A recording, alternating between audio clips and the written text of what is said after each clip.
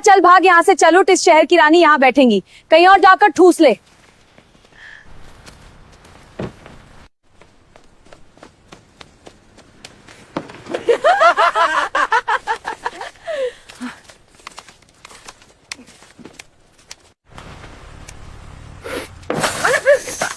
इस दाल में तो बिल्कुल स्वाद नहीं है, क्या मिट्टी मिलाई है इसमें?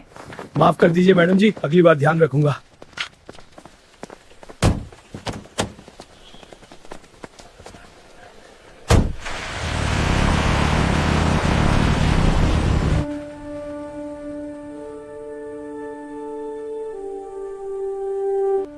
भाई विक्रम, तू इन पुलिस वालों से पैसे क्यों नहीं मांगता?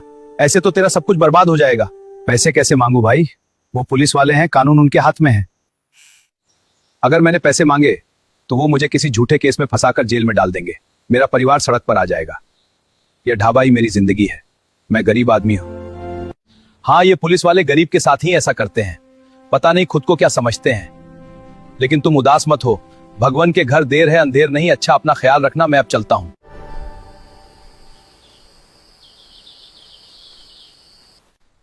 नमस्ते अंकल जी।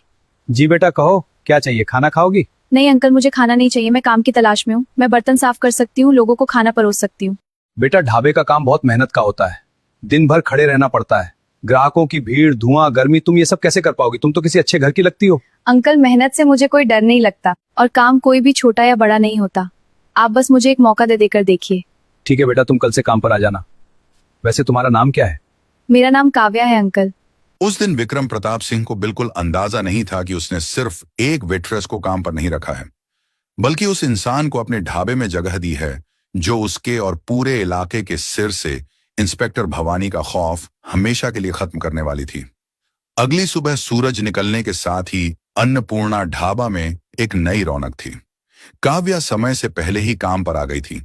आते ही उसने सबसे पहले ढाबे की सफाई की, टेबलों को अच्छे से पोंछा और पानी के जग भरकर रख दिए। विक्रम प्रताप सिंह काउंटर से खड़े होकर उसे देख रहा था। उसे लगा जैसे ढाबे में कोई नई जान आ गई हो। जैसे जैसे दिन चढ़ा, ढाबे में ग्राहकों की भीड़ बढ़ने लगी। काव्या बिजली की तरह फुर्तीली थी।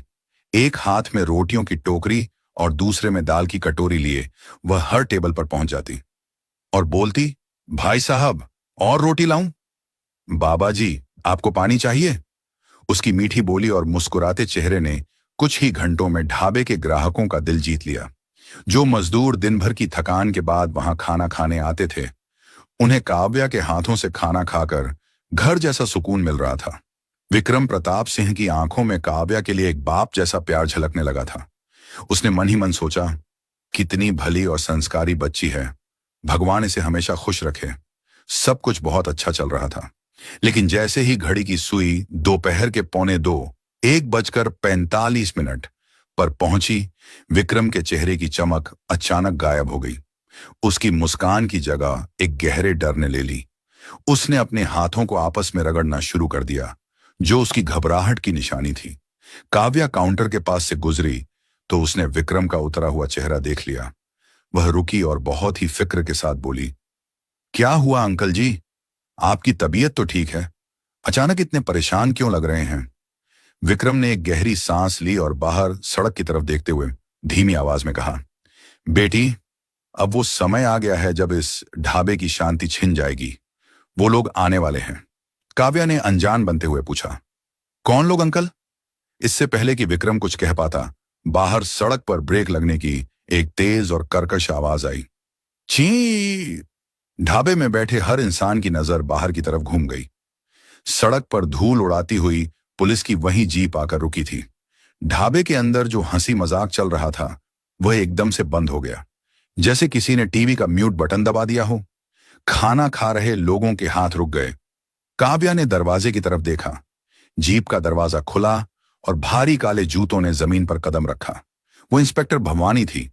उसके पीछे उसके तीनों हट्ठा कट्ठा हवलदार थे, जिनकी बेल्ट ढीली थी और चाल में गुंडों जैसी अकड़ थी। भवानी ने अपनी आंखों से काला चश्मा उतारा और अपने डंडे को हाथ पर ठोकते हुए अंदर घुसी। उसकी नजर पूरे ढाबे पर घूमी। एक कोने की टेबल पर 2 कॉलेज के लड़के बैठे खाना खा रहे थे। भवानी के एक हवलदार ने पास जाकर डंडा मेज पर जोर से मारा। चल उठ यहां से, दिखाई नहीं देता मैडम, जी आ गई हैं। बेचारे लड़के डर के मारे अपना खाना वहीं छोड़कर भाग खड़े हुए। विक्रम प्रताप सिंह काउंटर से बाहर आ गया और हाथ जोड़कर उनके सामने खड़ा हो गया। नमस्ते मैडम जी। आइए बैठिए। विक्रम की आवाज डर से कांप रही थी। भवानी धम्म से कुर्सी पर बैठ गई। उसने अपने दोनों पैर सामने वाली कुर्सी पर फैला दिए और विक्रम को घूरते हुए बोली, ओ ये विक्रम, आज बहुत जोरों की भूख लगी है। सुबह से इन चोर उचक्कों के पीछे भाग भाग कर दिमाग खराब हो गया है। जा, जल्दी से मलाई कोफ्ता और तंदूरी रोटियां लेकर आ, और सुन, लस्सी में बर्फ ज्यादा होनी चाहिए। जी मैडम जी, अभी लाया।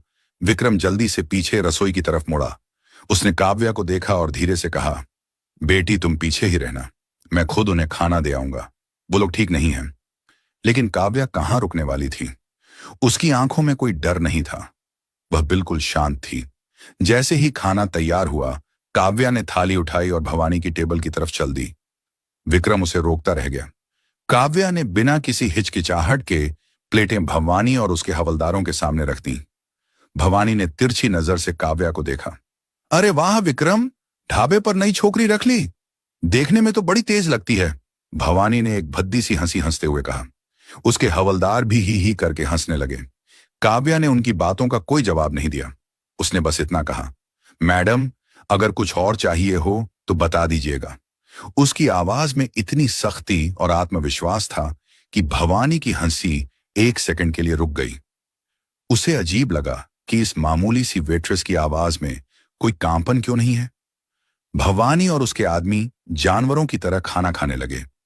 खाते हुए वे जोर जोर से गालियां बक रहे थे और आसपास बैठे ग्राहकों को घूर घूर कर डरा रहे थे। ढाबे का माहौल एकदम घुटन भरा हो गया था।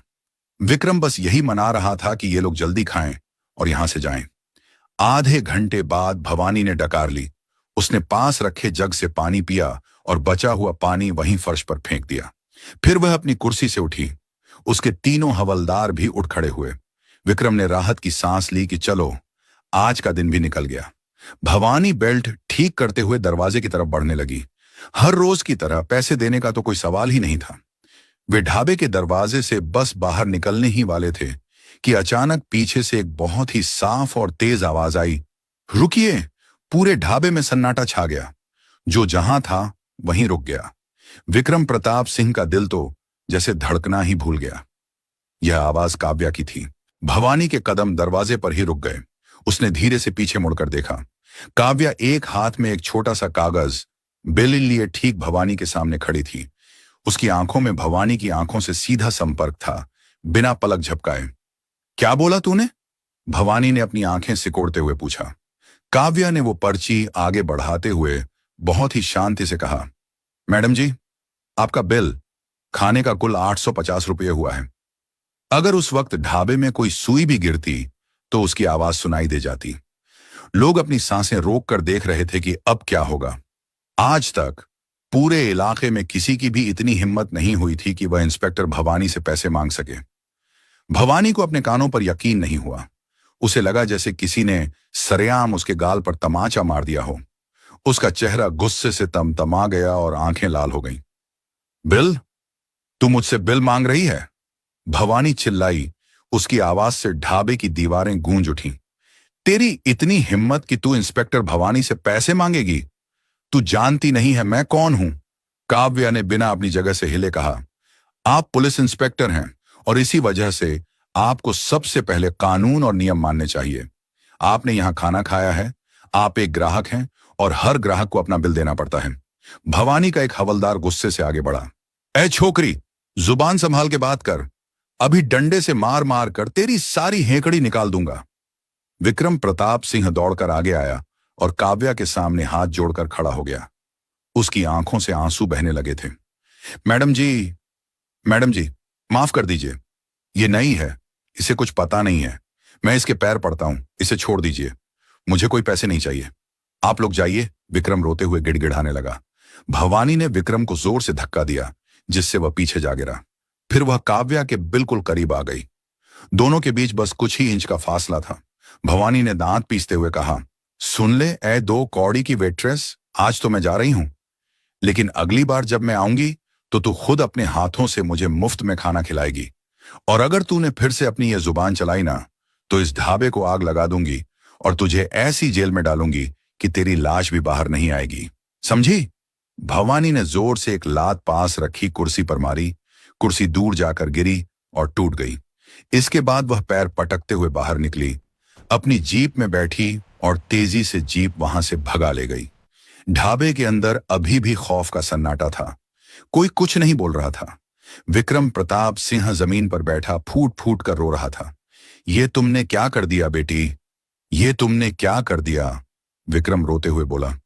अब वो चुड़ैल मेरा ढाबा बंद करवा देगी, वो हमें नहीं छोड़ेगी। हम गरीब लोग हैं बेटी, हम पुलिस वालों से नहीं लड़ सकते। काव्या धीरे से विक्रम के पास गई। उसने विक्रम का हाथ पकड़कर उसे उठाया और कुर्सी पर बिठाया। फिर उसने पानी का एक गिलास उसे दिया। काव्या की आंखों में विक्रम के लिए बहुत दर्द था, लेकिन उसकी आवाज में एक अजीब सी ताकत थी। उसने विक्रम के कंधे पर हाथ रखा और बहुत ही प्यार और मजबूती से कहा, अंकल जी, रोना बंद कीजिए। गलत सहना भी गलत करने के बराबर होता है। अगर हम डरते रहेंगे तो ये लोग हमें डराते रहेंगे। आप घबराइए मत, मैंने कोई गलती नहीं की है और मैं आपको विश्वास दिलाती हूं, आपका ये ढाबा कोई बंद नहीं कर सकता। जो सही है उसकी हमेशा जीत होती है। विक्रम ने आंसू भरी आंखों से काव्या को देखा।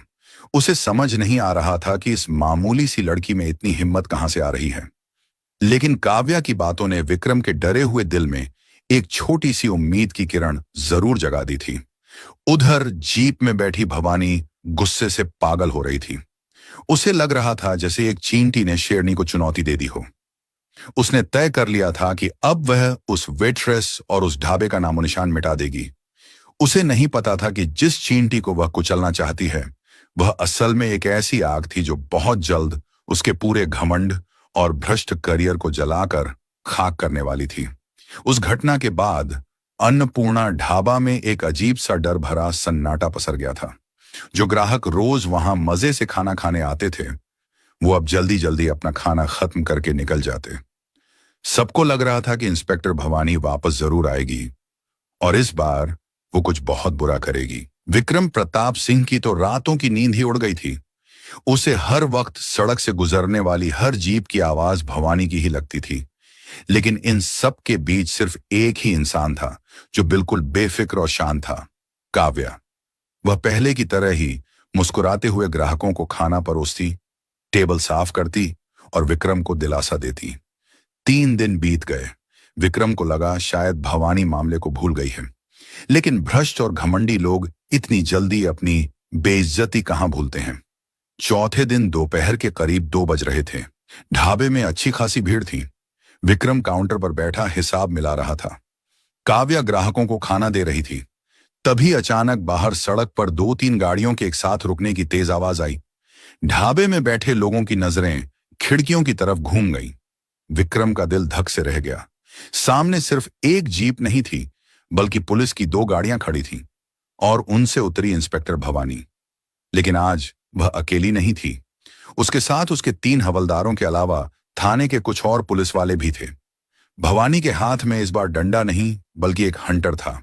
भवानी ने ढाबे के बाहर लटके हुए अन्नपूर्णा ढाबा के बोर्ड को देखा और एक गंदी सी मुस्कान के साथ अंदर कदम रखा।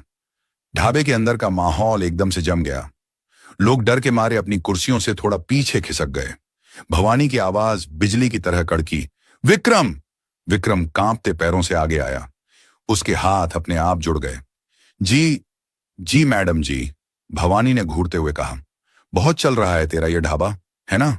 आज देखते हैं ये कैसे चलता है। फिर उसने जोर से चिल्लाकर कहा, ए लड़की, कहां मर गई वो वेट्रेस? काव्या रसोई से बाहर आई। उसने अपने हाथ तौलिए से पोंछे और बिल्कुल सीधे खड़ी हो गई। उसकी आंखों में न तो कोई घबराहट थी और न ही भवानी का कोई खौफ। काव्या ने शांत आवाज में कहा, मैं यही हूं मैडम। भवानी काव्या के पास गई और उसे सिर से पैर तक देखा। बड़ी हेकड़ी थी ना तेरे अंदर उस दिन, आज तेरी वो हेकड़ी निकालने ही आई हूं मैं। चल खाना लगा। आज मैं और मेरे सारे स्टाफ का खाना फ्री में होगा, और अगर खाने में एक भी कमी निकली तो आज मैं इस ढाबे को सील कर दूंगी। विक्रम के पैरों तले जमीन खिसक गई। मैडम जी, रहम कीजिए, हम गरीब लोग हैं। चुप कर बुड्ढे, एक हवलदार ने विक्रम को जोर से धक्का दिया। काव्या ने विक्रम को सहारा दिया और फिर पीछे रसोई की तरफ चली गई। थोड़ी देर में उसने बहुत सारा खाना टेबल पर लगा दिया। भवानी और उसके आदमी मजे से खाने लगे, लेकिन भवानी का मकसद सिर्फ खाना नहीं था, उसे तो तमाशा करना था। उसने जानबूझकर एक कटोरी दाल नीचे गिरा दी। ये क्या बकवास है, इसमें तो कीड़ा है, ये सड़ा हुआ खाना खिलाता है तू लोगों को। भवानी चिल्लाई। मैडम जी ऐसा मत कहिए, मैं तो रोज ताजा खाना। बकवास बंद कर। भवानी ने पास रखी पानी की बोतल काव्या की तरफ फेंकी, जो काव्या के कंधे के पास से निकल गई। तेरी इस लड़की की वजह से आज तेरा ढाबा बंद होगा। ढाबे में बैठे ग्राहक डर के मारे एक एक करके वहां से खिसकने लगे। कुछ ही मिनटों में ढाबा ग्राहकों से खाली हो गया। भवानी और उसके पुलिस वालों ने जानबूझकर खाना बर्बाद किया, कुर्सियां इधर उधर फेंक दी और खूब हुड़दंग मचाया। जब वे अपना घटिया खेल खेल चुके तो भवानी उठी। उसने विक्रम की तरफ एक डरावनी मुस्कान उछाली और बोली, चल आज का तमाशा खत्म, कल आऊंगी तो इस ढाबे पर ताला लगा दूंगी। वो लोग दरवाजे की तरफ बढ़ने लगे। विक्रम प्रताप सिंह जमीन पर बैठकर रोने लगा। उसे अपना सब कुछ खत्म होता नजर आ रहा था, लेकिन तभी फिर से वही आवाज गूंजी जिसने कुछ दिन पहले इस ढाबे की दीवारें हिला दी थीं। मैडम आपका बिल। भवानी झटके से मुड़ी। उसकी आंखों में खून उतर आया था। काव्या उसी जगह खड़ी थी, हाथ में एक और बिल की पर्ची ली। इस बार बिल का अमाउंट 2500 रुपये था।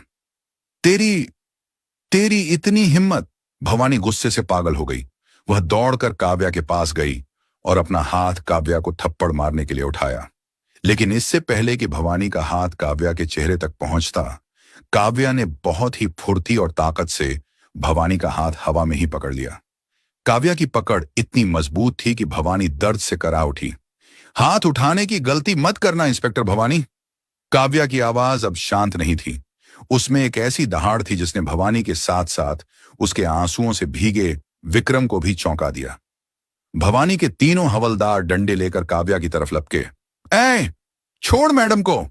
भवानी दर्द से चीखते हुए बोली, गिरफ्तार करो इसे, अभी के अभी हथकड़ी लगाओ इस चुड़ैल को। इसे थाने ले जाकर इतना पीटूंगी कि ये अपनी जिंदगी भीख में मांगेगी। हवलदारों ने अपनी बेल्ट से हथकड़ी निकाली और काव्या को पकड़ने के लिए आगे बढ़े। विक्रम प्रताप सिंह चीख पड़ा, नहीं, छोड़ दो मेरी बच्ची को। ढाबे के बाहर जो थोड़ी बहुत भीड़ इकट्ठा हो गई थी, वह भी सांस रोके ये सब देख रही थी। भवानी को लगा कि अब उसका काम हो गया। अब वो इस लड़की को सड़क पर घसीटते हुए ले जाएगी, लेकिन तभी, हाथ मत लगाना उसे, एक बहुत ही सख्त और रौबदार आवाज ढाबे के बाहर से आई। सबके कदम वहीं रुक गए। भवानी और उसके आदमियों ने मुड़कर दरवाजे की तरफ देखा। ढाबे के बाहर एक सफेद रंग की सरकारी बोलेरो आकर रुकी थी, जिस पर नीली बत्ती लगी थी। उस गाड़ी से सादे कपड़ों में दो आदमी उतरे। वे देखने में बहुत ही साधारण लग रहे थे, लेकिन उनकी चाल ढाल से साफ पता चल रहा था कि वो कोई आम इंसान नहीं है। वे दोनों आदमी तेजी से ढाबे के अंदर आए और सीधे भवानी और उसके हवलदारों के सामने आकर खड़े हो गए। भवानी ने गुस्से में उन दोनों पर चिल्लाया, तुम लोग कौन हो बे? बीच में पड़ने की जरूरत नहीं है, ये पुलिस का मामला है, निकलो यहां से। उन दोनों में से एक आदमी ने अपनी जेब में हाथ डाला और एक छोटा सा लेदर का कार्ड होल्डर निकाला। उसने उसे खोलकर भवानी के चेहरे के ठीक सामने कर दिया। हम स्पेशल विजिलेंस सेल से हैं और तुम जो अभी करने जा रही हो वो तुम्हारी जिंदगी की सबसे बड़ी और आखिरी गलती है, इंस्पेक्टर भवानी। भवानी का चेहरा कार्ड देखकर पीला पड़ गया। विजिलेंस? लेकिन आप लोग यहां क्या कर रहे हैं? उस आदमी ने काव्या की तरफ इशारा किया और बहुत ही सम्मान के साथ कहा, हम यहां इनके आदेश पर आए हैं। भवानी ने मुड़कर काव्या को देखा। उसकी आंखों में अब घबराहट साफ झलक रही थी। इनके आदेश पर? यह तो एक मामूली वेट्रेस है, काव्या ने कहा। यही तो तुम्हारी सबसे बड़ी भूल है। भवानी, उसकी आवाज पूरे ढाबे में गूंज रही थी। काव्या ने अपनी सलवार कमीज की जेब में हाथ डाला। ढाबे में एकदम सन्नाटा था। विक्रम प्रताप सिंह, जो अब तक रो रहा था, वह भी हैरान होकर काव्या को देख रहा था। काव्या ने अपनी जेब से अपना आईडी कार्ड निकाला। उसने बहुत ही आराम से वो कार्ड भवानी की आंखों के सामने कर दिया। भवानी ने जैसे ही उस कार्ड पर नजर डाली, उसके पैरों तले जमीन खिसक गई। उसके हाथ से हंटर छूटकर जमीन पर गिर पड़ा। उसके माथे पर पसीने की मोटी मोटी बूंदें उभर आईं। उसके पीछे खड़े हवलदारों की हालत तो और भी खराब थी। वे पीछे की तरफ खिसकने लगे। विक्रम प्रताप सिंह भी अपनी जगह से उठा और उस कार्ड को देखने की कोशिश करने लगा। उस कार्ड पर भारत सरकार का अशोक चक्र छपा था और उसके नीचे जो नाम और पद लिखा था उसे पढ़कर वहां मौजूद हर इंसान के होश उड़ गए। उस कार्ड पर लिखा था, काव्या भारतीय पुलिस सेवा, आईपीएस, नवनियुक्त पुलिस अधीक्षक, एसपी। ये देखकर इंस्पेक्टर भवानी के तो जैसे प्राण ही सूख गए। उसका वो सारा घमंड, वो अकड़ और वो दादागिरी जो कुछ देर पहले तक पूरे ढाबे को डरा रही थी, एक ही सेकंड में हवा हो गई। उसके हाथों से हंटर छूटकर पहले ही गिर चुका था और अब उसके पैर ऐसे कांप रहे थे जैसे किसी ने उसे बिजली का झटका दे दिया हो। पीछे खड़े तीनों हवलदारों की हालत तो और भी खराब थी। उन्हें समझ नहीं आ रहा था कि वो जमीन फाड़कर अंदर घुस जाएं या वहां से भाग जाएं, लेकिन भागते भी कहां। विजिलेंस के अधिकारी दरवाजा रोक कर खड़े थे। मैं मैडम सर। भवानी के मुंह से शब्द ही नहीं निकल रहे थे। उसकी लाल आंखें अब डर से सफेद पड़ चुकी थीं। काव्या ने अपना कार्ड वापस जेब में रखा। अब उसकी आवाज में एक वेट्रेस की शांति नहीं, बल्कि एक तेज तर्रार पुलिस अफसर की कड़क थी। क्या हुआ इंस्पेक्टर भवानी? अभी तो तुम मुझे हथकड़ी पहनाने वाली थी। लगाओ हथकड़ी, मैं तो तुम्हारे सामने खड़ी हूं, काव्या ने सीधे भवानी की आंखों में देखते हुए कहा। भवानी के पैर लड़खड़ा गए और वह वहीं काव्या के सामने घुटनों के बल जमीन पर बैठ गई। उसने अपने दोनों हाथ जोड़ ली। उसकी आंखों से आंसू बहने लगे, लेकिन ये आंसू पछतावे के नहीं, बल्कि अपनी नौकरी जाने के डर के थे।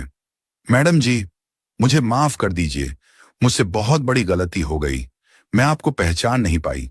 मुझे नहीं पता था कि आप हमारी नई एसपी मैडम हैं। मेरे बाल बच्चे हैं मैडम जी, मुझ पर रहम खाइए, मेरी नौकरी मत खाइए। भवानी रोते हुए गिड़गिड़ाने लगी। काव्या के चेहरे पर कोई दया नहीं थी। उसने भवानी को पीछे हटने का इशारा किया और बहुत ही सख्त आवाज में कहा, तुम रो रही हो भवानी? तुम्हें अपने बच्चों की चिंता है? और जिन गरीबों का तुम रोज खाना छीनती थी, जिन दुकानदारों की मेहनत की कमाई तुम बिना पैसे दिए खा जाती थी, उनके बच्चों का क्या? क्या उन्हें भूख नहीं लगती? क्या उनका परिवार नहीं है?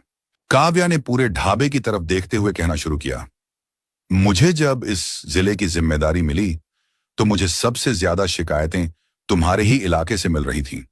लोग कहते थे कि यहां एक ऐसी इंस्पेक्टर है जो गुंडा टैक्स वसूलती है, मुफ्त का खाना खाती है और गरीबों को मारती है। मुझे यकीन नहीं हुआ कि वर्दी पहनने वाला कोई इंसान इतना गिर सकता है। इसीलिए मैंने फैसला किया कि मैं खुद सच देखूंगी। काव्या विक्रम प्रताप सिंह की तरफ मुड़ी, जो अभी भी हैरानी और आंसुओं के बीच खड़ा था। ये विक्रम अंकल जैसे लोग दिन रात आग के सामने खड़े होकर मेहनत करते हैं ताकि 2 पैसे कमा सकें, और तुम जैसी पुलिस वाली उनकी कमाई पर डाका डालती हो।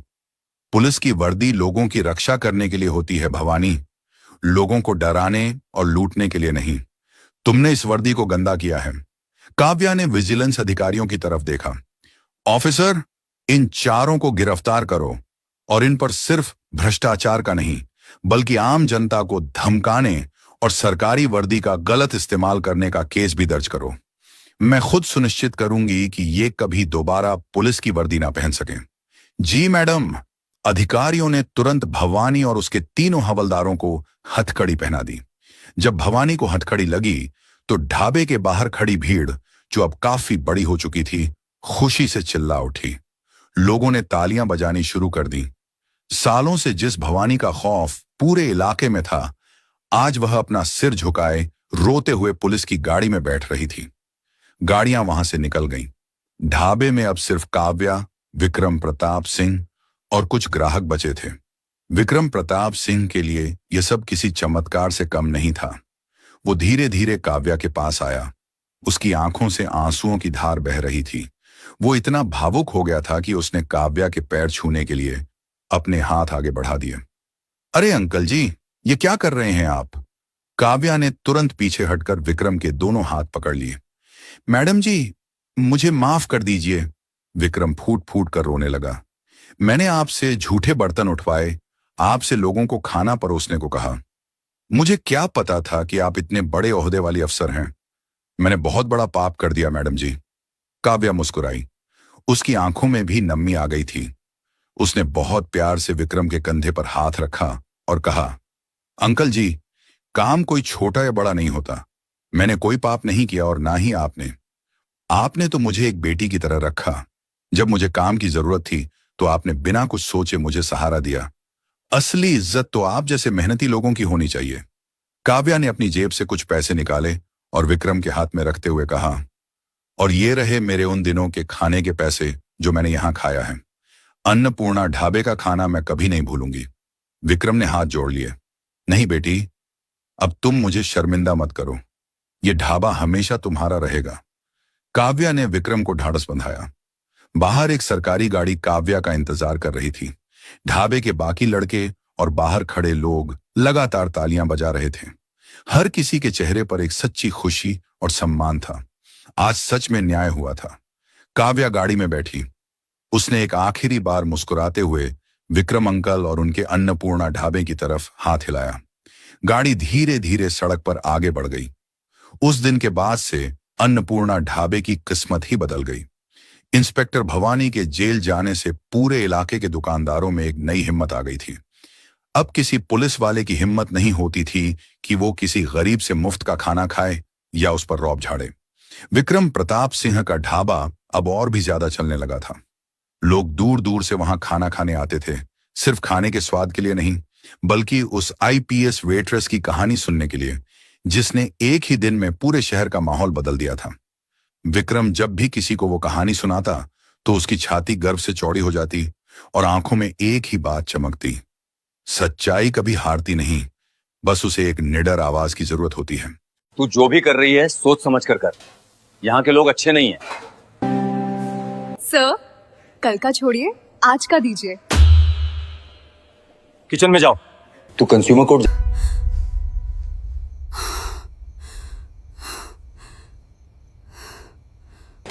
फोटोज काफी नहीं होंगी, तुझे डिलीवरी स्लिप्स चाहिए है, ओरिजिनल।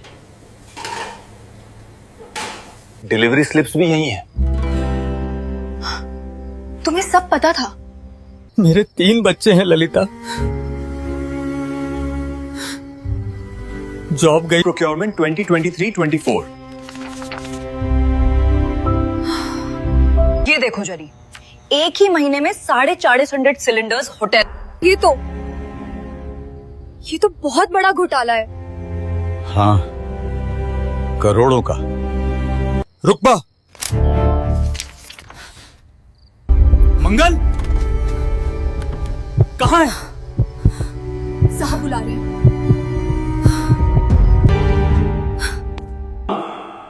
कहां से? ललिता, पास की कॉलोनी से जुसागर। शांति नगर। शांति नगर? हमारी एजेंसी उधर है। दिनेश वाह, इसे अच्छा काम दो, मेहनती लग रही है। जी सर। आंख में आंख डालकर झूठ। बिल्कुल।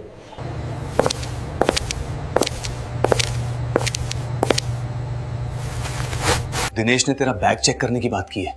क्या?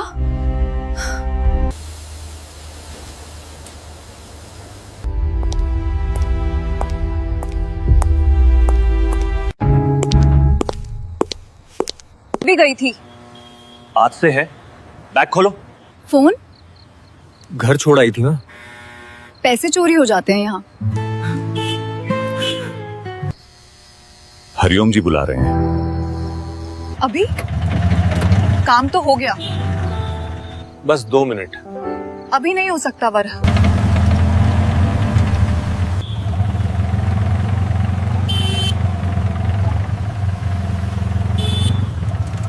ललिता, सब ठीक तो है ना? हाँ माँ, बस एक जरूरी काम है। क्या काम? कंज्यूमर फोरम में कंप्लेंट फाइल करनी है। अगले महीने भी 2000 में सिलेंडर लेना पड़ेगा और उसके अगले महीने भी। ये रुकेगा नहीं। पर तू अकेली कंप्लेंट फाइल कर सकती हूँ। कंज्यूमर फोरम गवर्नमेंट का हैगा। Hariom gas agency, hoarding of LPG cylinders, evidence attached.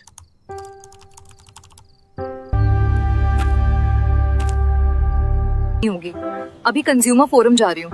Consumer forum? सेठ जी के लॉयर हर फोरम में हैं। हर फोरम में? डिस्ट्रिक्ट कंज्यूमर फोरम में भी? मैं जा रही हूँ।